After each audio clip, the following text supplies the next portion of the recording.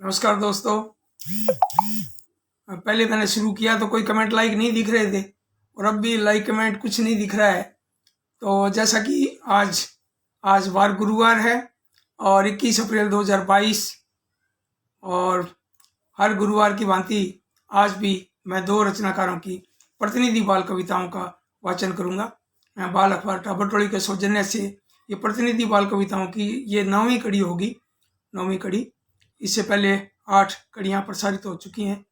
तो 9वीं कड़ी के अंतर्गत अहमदाबाद गुजरात से डॉक्टर हुंदराज बलवाणी और राजस्थान से डॉक्टर गोपाल राजगोपाल उदयपुर, डॉक्टर गोपाल राजगोपाल उदयपुर से। तो आप दोनों की लगभग 5-5 रचनाएं मैं प्रस्तुत करूंगा। और अब कमेंट आ रहे हैं तो यूँ लग रहा है भी अब ठीक है, शुरू हो चुका है काम। आपका सभी का स्वागत है, बहुत बहुत स्वागत। फोटो दिख रहे हैं मुझे, ज्ञान प्रकाश पीयूष जी हैं और शंकर धाकड़ है, हुंदराज बलवाणी जी है। और अब ये कमेंट दिखने शुरू भी हो गए, कमेंट भी शुरू हो गए। शील कौशिक जी हैं सिरसा से, ज्ञान प्रकाश पीयूष जी, हुंदराज बलवाणी जी, शंकर धाकड़, डॉक्टर मुल्ला आदम अली, आप सभी का स्वागत है। अब बहुत खुशी हो रही है। अब मैं शुरू करता हूँ। डॉक्टर हुंदराज बलवाणी, आपका व्यक्तित्व और कृतित्व। 9 जनवरी 1946 को आपका जन्म हुआ और शिक्षा में आप MA, PhD और B.Ed, पत्रकारिता में डिप्लोमा, और आपका बाल साहित्य में खूब काम है और अनेक भाषाओं में आपकी किताबों का अनुवाद हुआ है, जिसमें मराठी, पंजाबी, उर्दू, तमिल, बंगाली, संस्कृत, राजस्थानी, मैथिली, उड़िया और अंग्रेजी आदि अनेक भाषाओं में आपकी किताबों का रचनाओं का अनुवाद हुआ है और 200 से अधिक किताबें आपकी प्रकाशित हो चुकी हैं। और मैं एक खास बात और भी बताना चाहूँगा कि हुंदराज बलवाणी जी मेरे पूर्व परिचित हैं, हम कई बार मिले हुए भी हैं और आप लेखन के प्रति बहुत ज़्यादा समर्पित हैं। तो मैंने इन पर कुछ पंक्तियाँ भी लिखी हैं जो मैं शेयर करना चाहूँगा आपसे। अहमदाबाद गुजरात में रहते हुंदराज बलवाणी, अहमदाबाद गुजरात में रहते हुंदराज बलवाणी, और हिंदी, सिंधी, गुजराती में न कोई इनका सानी। ये 3 भाषाओं में लिखते हैं, हिंदी, सिंधी और गुजराती में। तो अहमदाबाद गुजरात में रहते हुंदराज बलवाणी और हिंदी, सिंधी, गुजराती में न कोई इनका सानी, और कहानी, नाटक, गीत, कविता सब कुछ लिखते हैं और घमंड नहीं है किसी बात का, सरल से दिखते हैं। इनके भीतर अब भी कायम बच्चों सी नादानी, इनके भीतर अब भी कायम बच्चों सी नादानी, और 76 वसंत देकर खुद को कहते हैं अज्ञानी। अहमदाबाद गुजरात में रहते हुंदराज बलवाणी और हिंदी, सिंधी, गुजराती में न कोई इनका सानी। तो आप पर मैंने ये कुछ पंक्तियां लिखी हैं, तो मैं कुछ नाम बोल दूं। आप अलका अग्रवाल जी पधारे हैं, मीनाक्षी पारिक जी भी आए हैं, आपका बहुत बहुत स्वागत है। द्वारका प्रसाद जी नागपाल श्री गंगानगर से, और विजय जैन आनंद साहब आप पधारे हैं, आप सबका स्वागत है। कुछ नाम और लगता है जैसे ऊपर चले गए हों। डॉक्टर गोपाल राजगोपाल जी भी आ गए हैं, आप सभी का हार्दिक अभिनंदन और स्वागत। तो मैं इनके परिचय में कुछ और बताऊं कि आपकी हिंदी में प्रकाशित जो बाल कृतियाँ हैं वो खोए हुए नाम, पहाड़ों के पार, नहीं चलेगा जादू, भाग बिल्ली, आया चूहा, चिड़िया का नन्हा बच्चा, खो गई परियां, पेड़ चलने लगा, नानी चुप है, सब रो पड़े, यंत्र मानव। ये इस तरह से खूब लंबी लिस्ट है इनकी किताबों की, और आपके अनुवाद भी काफी हुए हैं। पुरस्कार और सम्मान में देखिए, आप गुजरात सरकार का साहित्य गौरव सम्मान आपको मिला है, और मुंबई के राइटर्स और आर्टिस्ट फाउंडेशन की ओर से भी आपको साहित्य शान अवार्ड मिला हुआ है। गुजरात के हिंदी साहित्य अकादमी की ओर से आप 3 पुस्तकों पर आपको इनाम मिला है, और सिंधी साहित्य अकादमी की ओर से आपको 8 पुस्तकों पर आपको पुरस्कार मिला है। गुजराती साहित्य अकादमी की ओर से 3 पुस्तकों पर पारितोषिक, और केंद्रीय साहित्य अकादमी की ओर से बाल साहित्य और अनुवाद का पुरस्कार मिला है। हिंदी बाल साहित्य लेखन के लिए भारतीय बाल कल्याण संस्थान कानपुर की ओर से आपको सम्मानित किया गया। इस तरह से पूरी लिस्ट है। जयपुर में भी आपको बाल चेतना सम्मान मिला है, वहां भी हम साथ मिले थे, मुझे राजस्थानी में मिला और इनको अपनी कृति पर पुरस्कार मिला था। और NCERT और प्रौढ़ शिक्षण निदेशालय की ओर से भी आप कई बार पुरस्कृत हो चुके हैं। तो आप जो है ना, एक इनके बारे में एक खास बार और बताना चाहूँगा कि आपने लगभग 3 फिल्मों में काम भी किया है, एक फिल्म स्क्रिप्ट भी लिखी है, फिल्मों के गीत भी लिखे हैं, और बाल साहित्य के लिए आप बहुत समर्पित हैं और आपका नाम है। और इतने 76 वसंत आप देख चुके हैं और आप फिर भी ऊर्जावान हैं, निरंतर सृजन कर रहे हैं।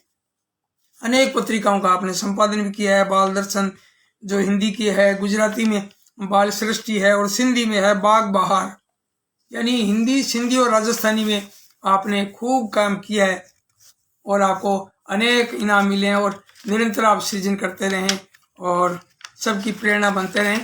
तो मैं अब आपकी एक कविता जो है वो मैं सुनाना चाहूँगा। शुरुआत करता हूँ आपकी रचनाओं से। बस्ता इतना भारी क्यों।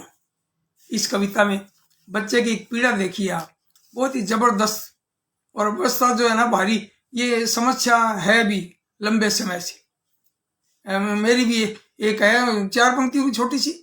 बस्ता भारी, बस्ता भारी, मन है भारी, कर दो बस्ता हल्का, मन हो जाए फुल्का।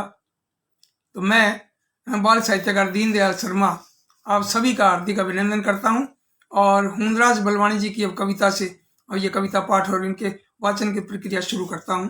और सबसे पहले इनकी कविता है बस्ता इतना भारी क्यों। टीचर टीचर हमें बताओ बस्ता इतना भारी क्यों। टीचर टीचर हमें बताओ बस्ता इतना भारी क्यों। बस्ते में है ढेर किताबें पढ़नी इतनी सारी क्यों। बस्ते में है ढेर किताबें पढ़नी इतनी सारी क्यों। पेन कॉपियाँ और किताबें कितनी चीजें तुम्हें गिनाए। पेन कॉपियाँ और किताबें कितनी चीजें तुम्हें गिनाए। खाने की भी चीज चाहिए कैसे इसमें उसे समाए। और धोबी के गधे सी गठरी कैसे हो गई हालत खस्ता। गिरते गिरते मरते मरते नाप रहे स्कूल का बस्ता, नाप रहे स्कूल का रास्ता। और इतनी छोटी उम्र हमारी लेकिन बोझ बड़ा है भारी। इतनी छोटी उम्र हमारी लेकिन बोझ बड़ा है भारी। क्यों न किसी को नजर आती है, क्यों न किसी को नजर आती है हम बच्चों की ये लाचारी। टीचर आपसे विनती है ये, टीचर आपसे विनती है ये, हम पर इतना बोझ न डालो और कर दो कोई जादू ऐसा इस बस्ते से हमें बचा लो। और टीचर टीचर हमें बताओ बस्ता इतना भारी क्यों। बस्ते में है ढेर किताबें पढ़नी इतनी सारी क्यों। वही बहुत बढ़िया, बहुत अच्छी बात है। आप खूब सारे कमेंट और लाइक कर रहे हो। ये गौरी शंकर जी भावुक, ये चेन्नई से आपने कमेंट किया है। आपको मैं ये रचनाएं जो है प्रस्तुतिकरण और रचनाएं बहुत बढ़िया लगी हैं। और ये अस्थाना जी भी आप पधारे हैं, रोहित अस्थाना जी भी आ गए हैं, अलका अग्रवाल जी भी आए हैं, डॉक्टर राजगोपाल जी भी आए हैं। और अपने ये अपने वाजपेयी जी, इनके जो लाइक कमेंट कर रहे हैं, लाइक कर रहे हैं खूब सारे वाजपेयी जी जो हैं। इनका कोई कमेंट आए तो मैं पढ़ूं। और बहुत बहुत शुभकामनाएं। और अब मैं इनकी दूसरी कविता आपके सामने शुरू करता हूँ कि कुछ इंसानों के बारे में, कुछ व्यक्तियों के बारे में आपने लिखा है अपने काव्य में। जैसे तुलसीदास जी ने कहा है कि तुलसी संसार में भांत भांत के लोग। तो तरह तरह के लोगों को लेते हुए इन्होंने अपनी एक कविता की है। और हुंदराज बलवानी जी की इस जो कविता का नाम है कैसे कैसे राम। जाने कितने कैसे राम, ऐसे राम वैसे राम।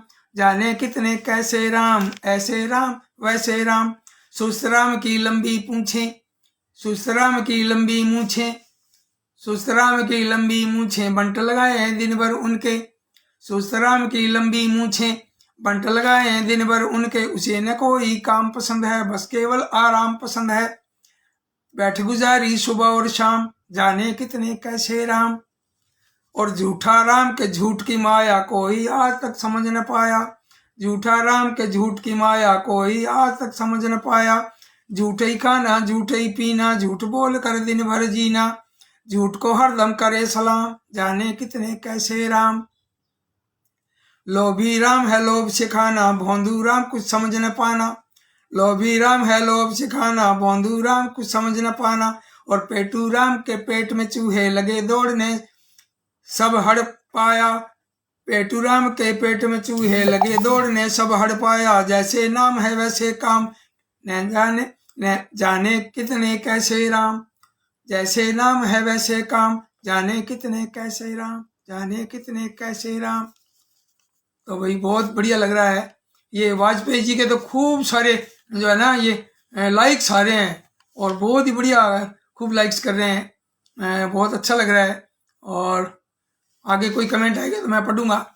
अब इनकी मैं एक तीसरी कविता मैं पढ़ूं, डॉक्टर हुंदराज बलवानी जी की, मेढक बोला।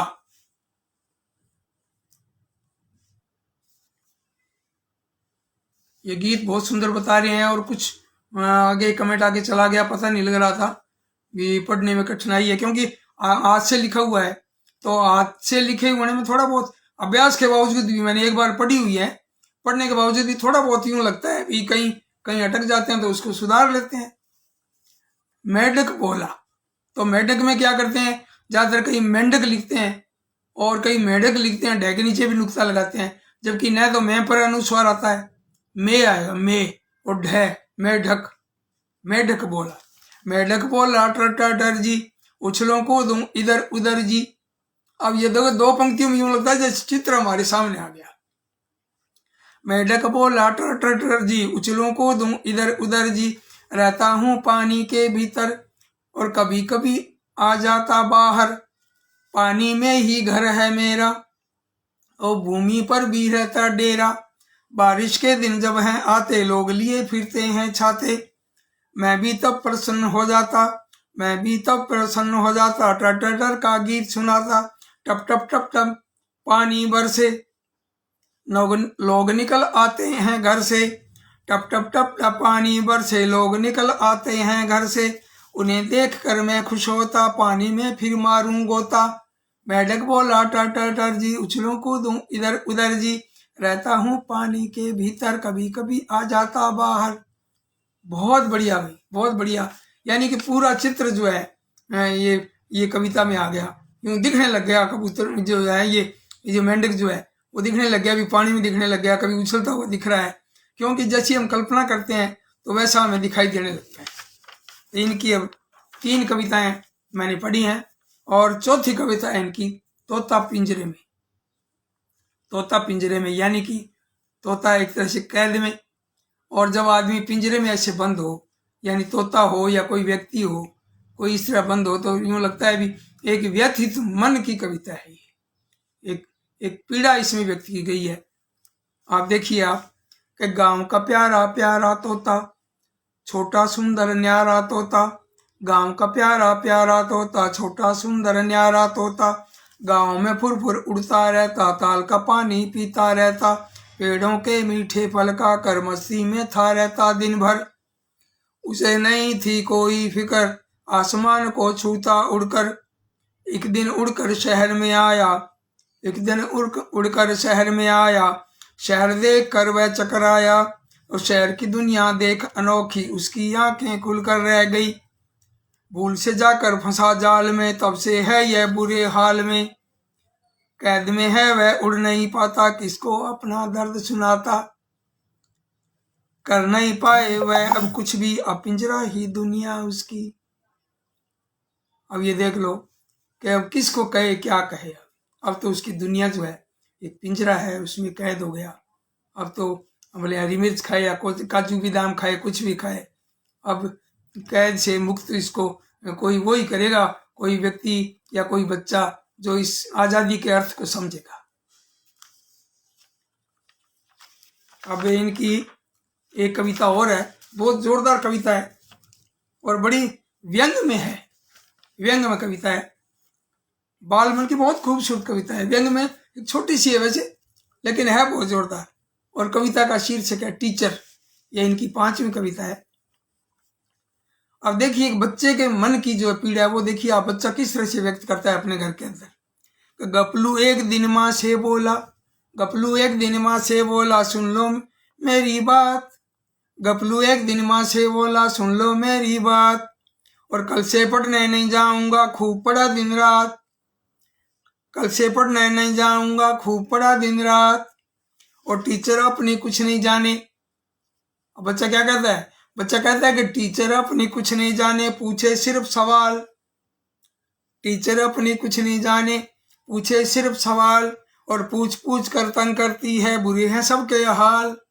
वही बार बार इस तरह से बच्चे से सवाल किया जाएगा तो उसके हाल तो बुरे ही होंगे, क्योंकि ज़्यादा सवाल करने की जो आदत है बच्चों की है, क्योंकि उनके भीतर जो जिज्ञासु मन है वो जो है हर बात में सवाल होता है बच्चे के। तो कमेंट जो है वो चल नहीं रहे हैं। अब यूँ लग रहा है अभी मैं अभी चलाने की कोशिश में हूँ, मैं इनको चला के आगे कर रहा हूँ। ये द्वारका प्रसाद जी, मुल्ला आदम अली जी, मीनाक्षी पारिक जी और शील कौशिक जी, और आगे ये जो चल रहे हैं मुल्ला आदम अली जी फिर आ गए हैं, शील कौशिक जी भी, और इस तरह से ये नाम चलते जा रहे हैं, लेकिन नाम वही रिपीट होके आ रहे हैं। अब मैं इनके बारे में दूसरे जो रचनाकार हैं उनके बारे में आपको मैं सुनाना चाहूँगा। डॉक्टर गोपाल राजगोपाल जी, उदयपुर राजस्थान से। आपका भी सृजन बहुत उल्लेखनीय है और भीड़ से कुछ अलग है। पहले मैं इनके व्यक्तित्व कृतित्व के बारे में बता दूं कि आपका जन्म 2 जुलाई 1960 को राजसमंद राजस्थान में हुआ, और शिक्षा में आप MBBS हैं, MD हैं, सामुदायिक चिकित्सा में आप सेवारत हैं, और संप्रति आचार्य हैं सामुदायिक चिकित्सा विभाग में RNT मेडिकल कॉलेज उदयपुर में। और आपकी किताबें खूब हैं, आप गज़लें भी लिखते हैं और दोहे भी लिखते हैं, और इनके गज़लों और दोहों के अलावा एक किताब बच्चों की है, छोटे बच्चे गोल मटोल। ये कितना प्यारा नाम है, छोटे बच्चे गोल मटोल। ये राजस्थान साहित्य अकादमी उदयपुर के आर्थिक सहयोग से ये प्रकाशित हुई है 2018 में, और संकलन में भी इनके काफ़ी ये संकलन छपे हुए हैं। शब्दों के सेतु, समकालीन दोहा कोश, दोहा, दुंदुभी, आधुनिक दोहा, प्रतिनिधि 101 प्रतिनिधि दोहाकार, तो इस तरह से।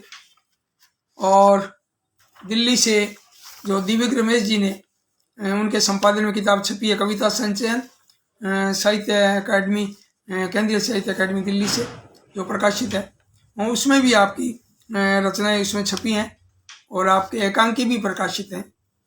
और इसके अलावा आपको खूब पुरस्कार मिले हैं, सम्मान मिला है, संबोधन मंच कांकरोली से और सलूम्बर से 2016 में साहित्य रत्न सम्मान और साहित्य शिखर सम्मान मिला है आपको राजसमंद से, और भीलवाड़ा से आपको मिला है सम्मान मिला है, नाथद्वारा से और सलूम्बर से आपको खूब सारे सम्मान मिले हैं। और एक खास बात और मैं बताना चाहूँगा कि आपने 17 बार रक्तदान किया है। रक्त जो है खून का कोई और विकल्प नहीं है, यानी खून और पानी का भी विकल्प नहीं है, और खून का भी यानी रक्त का भी कोई विकल्प नहीं है। ये बहुत बड़ी बात है, प्रेरणाप्रद बात है। अभी आपने 17 बार आपने रक्तदान किया है, बहुत ही गर्व की बात है। इसके लिए मैं आपका अभिनंदन करता हूँ और आपको बधाई देता हूँ डॉक्टर साहब को। डॉक्टर राजगोपाल जी की रचना जो है अब आपके सामने मैं प्रस्तुत करना चाहूँगा कि बाल मन की पीड़ा को जिस खूबसूरती से आपने प्रस्तुत किया है, जैसे बच्चों को ना खेलने का समय मिलता है और रोज रोज परीक्षा होती है और ज़्यादा से ज़्यादा अंक लाने का जो दबाव होता है, ऐसी स्थिति में व्यथित बाल मन की एक कविता है कि कितना बिजी मेरा शेड्यूल। अब आप देखिए तो बच्चे का शेड्यूल जो है वो कितना बिजी है, कैसे समय मिल पाता होगा। अब देखिए आप का शाम को ट्यूशन, सुबह स्कूल। ये डॉक्टर गोपाल राजगोपाल जी की कविता मैं शुरू करने जा रहा हूँ। कितना बिजी मेरा शेड्यूल, शाम को ट्यूशन, सुबह स्कूल, कितना बिजी मेरा शेड्यूल। कॉपी किताबें बस्ता थैला, दिन भर रहता यही झमेला। क्लास वर्क और होमवर्क में खेल कूद सब हुआ फिजूल। कितना बिजी मेरा शेड्यूल, शाम को ट्यूशन, सुबह स्कूल, कितना बिजी मेरा शेड्यूल। और क्वार्टरली कभी हाफ ईयरली, क्वार्टरली कभी हाफ ईयरली, अब आए एग्जाम ईयरली। देकर टेस्ट रोज रोज ही मुरझा गया है मन का फूल। कितना बिजी मेरा शेड्यूल, शाम को ट्यूशन, सुबह स्कूल। और मम्मी पापा डांटते रहते लेकिन वे ये क्यों न समझते। मम्मी पापा डांटते रहते लेकिन वे ये क्यों न समझते। फर्स्ट रैंक सबकी नहीं आती, क्यों वे बात को देते तूल। बहुत बढ़िया बात कही है कि मम्मी पापा डांटते रहते लेकिन वे ये क्यों न समझते। फर्स्ट रैंक सबकी नहीं आती, क्यों वे बात को देते तूल, शाम को ट्यूशन सुबह स्कूल, कितना बिजी मेरा शेड्यूल, कितना बिजी मेरा शेड्यूल। बहुत बढ़िया बालमन की इतनी सुंदर कविता कि बच्चों की जो पीड़ा है वास्तव में आपने बहुत ही सुंदर ढंग से आपने यहाँ प्रस्तुत की है। और एक दूसरी बात जो है, मैं अक्सर कहता रहता हूँ कि किताबें यानी पुस्तकें हमारी सबसे अच्छी मित्र हैं। इसी बात को लेकर आपने काव्य में उसको पिरोया है और बहुत ही सुंदर कविता आपने प्रस्तुत की है। एक पुस्तक की महिमा, पुस्तक की क्या महत्ता है, क्या महिमा है, और अच्छी मित्र भी हैं और हमारा पुस्तक हमारे किस काम आती हैं, ये इसमें बहुत ही काव्य में और बच्चों को समझाया हुआ है। बहुत सुंदर। आप देखिए डॉक्टर गोपाल राजगोपाल जी की कविता जिसका शीर्षक है अच्छी मित्र हैं अच्छी पुस्तक। सबके कमेंट आते जा रहे हैं। द्वारका प्रसाद जी नागपाल, मीनाक्षी पारीक, अलका अग्रवाल जी और विजय जैन, आनंद साहब, ज्ञान प्रकाश पीयूष जी और गौरव वाजपेयी जी, स्वप्निल। क्या बात है, खूब खूब आपके तो खूब ही लाइक्स खूब आए हैं गौरव वाजपेयी जी के, तो भाई बहुत बढ़िया और बहुत ही अच्छे कवि हैं। और आगे ये कृष्ण पेंटर जी हैं शायद, और गौरव वाजपेयी जी कह रहे हैं कि सुंदर परिचय प्रस्तुत किया है आपने। शंकर दागड़ कहते हैं कि बहुत सुंदर, बहुत बहुत हार्दिक बधाई और शुभकामना आदरणीय। क्या बात है, आपका सभी का हार्दिक अभिनंदन। अब मैं कविता प्रस्तुत कर रहा हूँ डॉक्टर राजगोपाल जी की, डॉक्टर गोपाल राजगोपाल जी की कविता अच्छी मित्र हैं अच्छी पुस्तक। अच्छी मित्र है अच्छी पुस्तक, श्रद्धा से झुक जाता मस्तक, नित नए ज्ञान का ये भंडार, सीमा इसकी अपरंपार, इससे जीवन ले आकार, सपने हो जाते साकार, मन पर सच की देती दस्तक। अच्छी मित्र है अच्छी पुस्तक, जीवन भर है साथ निभाती, सोए मन मस्तिष्क जगाती, जीने की नई राह दिखाती, और दीपक सम अंधकार हटाती, पुष्प बनाती सारे कंटक। और अच्छी मित्र है अच्छी पुस्तक, अच्छी मित्र है अच्छी पुस्तक। बहुत बढ़िया, बहुत सुंदर। और डॉक्टर गोपाल राजगोपाल जी की अगली कविता है रक्त विदाता का वरदान। आपने भी 17 बार रक्तदान किया है और आपने कविता भी लिखी है जिसमें रक्तदान करने के बारे में भी प्रेरणा दी गई है सबको। और अब आ गए हैं हमारे साथी सुरेश चंद्र सर्वाहारा कोटा से आ गए हैं। डॉक्टर राजगोपाल जी भी देख रहे हैं निरंतर। और गौरव वाजपेयी, स्वप्निल, आपको बहुत अच्छा लग रहा है। बस्ते वाली कविता की बहुत प्रशंसा कर रहे हैं कि बस्ता इतना भारी क्यों, तो वही बहुत बढ़िया लग रहा है। मुझे भी बहुत अच्छी लग रही है कविताएं, मैंने अच्छी अच्छी कविताओं का चयन किया है, आपके सामने प्रस्तुत कर रहा हूँ। तो डॉक्टर गोपाल राजगोपाल जी की यह कविता रक्त विदाता का वरदान। आप देखिए, रक्त विदाता का वरदान ये है जीवन की पहचान, वक्त पड़े जब आए काम, लौटा लाता जाती जान, लौटा लाता जाती जान, यानी जान बचा देता है ये। वैसे तो ईश्वर इच्छा है, लेकिन फिर भी हमें किसी को बचाने के प्रयास में किसी को रक्तदान करते हैं तो यूं लगता है भी हमने मतलब जान बचा दी, क्योंकि डूबते को तिनके का सहारा, ये भी कहा गया है। आगे देखिए दूसरा अंतरा, ना खेतों में ये उगता है। अब देखिए इसका कोई विकल्प नहीं है। ना खेतों में ये उगता है, नहीं मशीनों से बनता है, और नहीं बरसा ये बादल से, नहीं दुकानों पर बिकता है। जिंदा तन है इसकी खान, और रक्त विदाता का वरदान। बहुत बढ़िया बात कही है, जिंदा तन है इसकी खान। बहुत बढ़िया, कितना वजन है बात में। और रक्त विदाता का वरदान, एक दूजे के काम न आए, क्या हक है इंसान कहाए। ये नैतिकता की बात बहुत सुंदर ढंग से प्रस्तुत की है कि एक दूजे के काम न आए, और क्या है हक इंसान कहाए, क्या हक है इंसान कहाए। रक्त बहा करता धमनी में, नहीं सड़क पर इसे बहाए। मानवता का रख लो मान, रक्त विदाता का वरदान।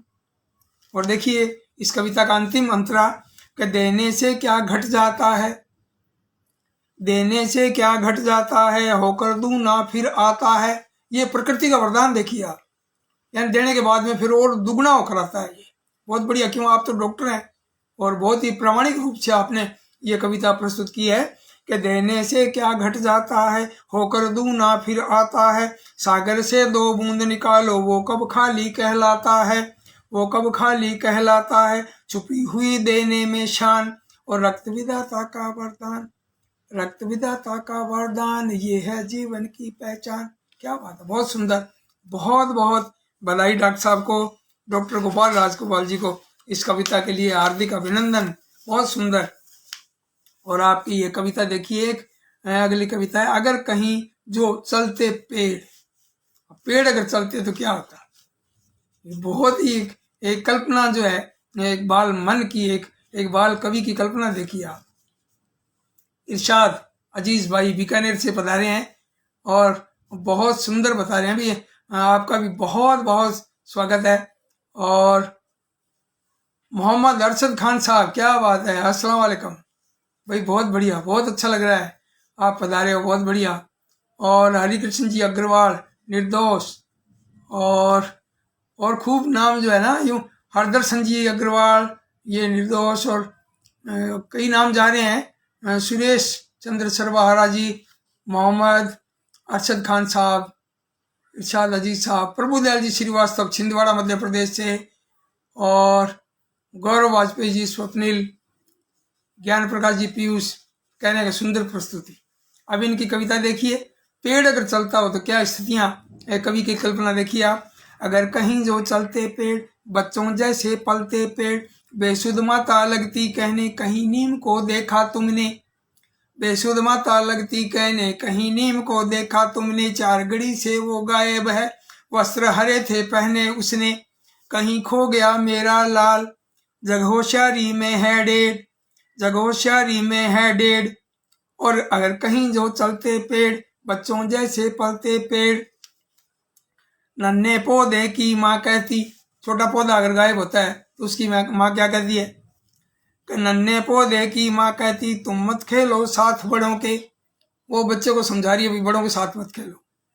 नन्हे पौधे की माँ कहती तुम मत खेलो साथ बड़ों के, और बरगद पीपल भारी बरकम नाना है ये सब झगड़ों के, और नन्हों के संग चलते चाल, पौधों से सब जलते पेड़, पौधों से सब जलते पेड़, अगर कहीं जो चलते पेड़, बच्चों जैसे पलते पेड़, दो पेड़ों में मारपीट की खबरें आती अखबारों में। क्या बात है, बहुत बढ़िया। दो पेड़ों में मारपीट की खबरें आती अखबारों में, दुर्घटना में इतने घायल इतने मरे बाजारों में, बुरा मान जाता एक पौधा, बुरा मान जाता एक पौधा, बलशाली जब देता छेड़, अगर कहीं जो चलते पेड़, बच्चों जैसे पलते पेड़। ये बहुत ढंग से प्रस्तुत किया है। आज की जो वर्तमान स्थितियां चल रही है, जैसे उसमें भी झगड़े फसाद होते हैं, तो उसी को भी पेड़ों से भी जोड़ दिया कि अगर ये झगड़े फसाद करते तो क्या होता। एक आपको खास बात बता दूं कि जो बड़ा पेड़ है, और वो जो पेड़ है जैसे बरगद का पेड़ है, बड़े पेड़ जो है वो छोटे पेड़ों को पनपने नहीं देते, जबकि खेजड़ी जो है हमारे राजस्थान का राज्य वृक्ष है, इसके नीचे सब तरह के पौधे पनपते हैं। खेजड़ी की ये विशेषता भी है, वो सारे पौधे उसके नीचे पनपते हैं, जबकि बड़े पीपल है और बरगद है, इनके नीचे छोटे पौधे पनप ही नहीं सकते, कुछ दिन रहेंगे उगेंगे फिर वो खत्म हो जाएंगे। यानी ये देखिए भी बड़ा जो है वो छोटे को पनपने नहीं दे रहा है, या कुछ प्रकृति का भी ऐसा कहना है, प्रकृति भी इस तरह करती है, हम दोष पेड़ को दे देते हैं। तो एक इनकी जो कविता है, मौसम सबसे अच्छा कौन। अब बच्चों से अगर पूछे भी कौन सा मौसम बढ़िया है, तो बच्चे क्या जवाब देते हैं या मौन रहते हैं, ये देखिए आप। और बच्चे के भीतर की जो सोच इस कविता में है, बच्चा भीतर क्या सोच रहा है। हमारे कुछ नाम बोल दूं मैं, हमारे छोटे भाई कार्टूनिस्ट, और ये देश के जाने माने कार्टूनिस्ट हैं, इनके बनाए हुए चित्रों की किताबें पूरे राजस्थान के पाठ्यक्रमों में पढ़ाई जाएगी। खूब रंगीन चित्रों की किताबें इन्होंने तैयार की हैं। कार्टूनिस्ट मस्तान सिंह आप राजकीय सेवा में हैं, और लक्ष्मण भाटी भारतीय पधारे हैं, शील कौशिक जी भी आए हैं, और संतोष कुमार जी भी हैं, और मान सिंह राठौड़ माता सर बाड़मेर से आप पधारे हैं, और सतीश कुमार जी कह रहे हैं बहुत बढ़िया प्रस्तुति है, सुंदर प्रस्तुति। भाई आप सबका स्वागत है, आपका भी बहुत बहुत अभिनंदन और धन्यवाद। अब इनकी कविता देखिए, डॉक्टर गोपाल राजगोपाल जी जो उदयपुर के हैं, इनकी एक कविता, मौसम सबसे अच्छा कौन। शिक्षक पूछे बच्चा मौन, शिक्षक पूछे बच्चा मौन, मौसम सबसे अच्छा कौन। ऋतु वर्षा में गिरे फुहार, ऋतु वर्षा में गिरे फुहार, फसलों का करती उद्धार।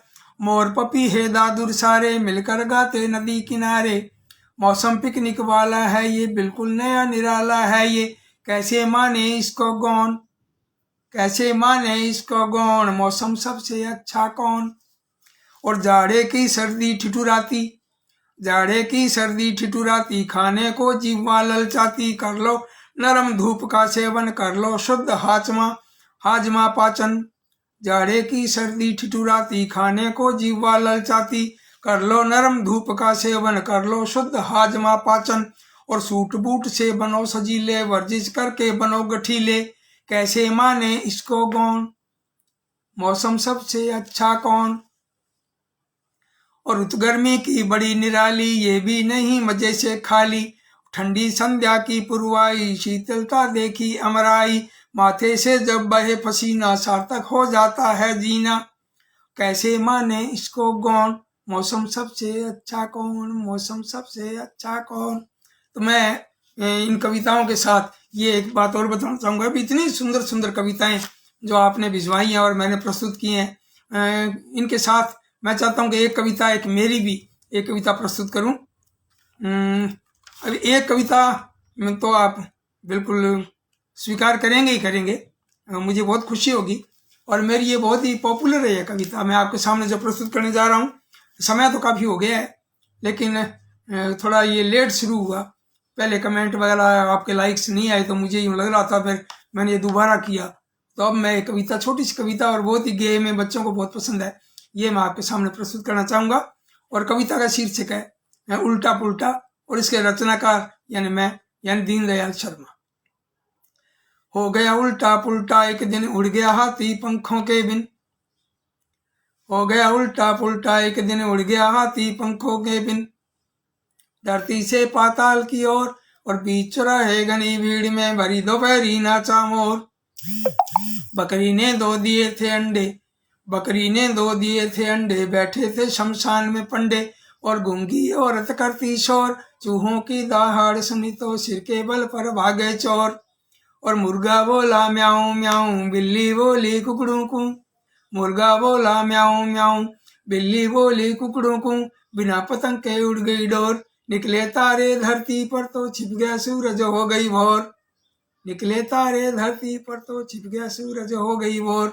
सब उल्टा पुल्टा हो गया, और आज भी शुरुआत में भी थोड़ा उल्टा पुल्टा हो गया था, लेकिन संभल गए। और ये प्रस्तुत किया, ये कार्यक्रम प्रतिनिधि बाल कविताओं की 9वीं कड़ी प्रस्तुत की है। और अगले गुरुवार को 10वीं कड़ी में शुरू करूँगा। और आप इसी तरह से हौसला बढ़ाएंगे, कमेंट करेंगे, लाइक्स करेंगे, और कुछ कमियां बताएंगे, कुछ विशेषता बताएंगे। आपका बहुत बहुत हार्दिक अभिनंदन। नमस्कार।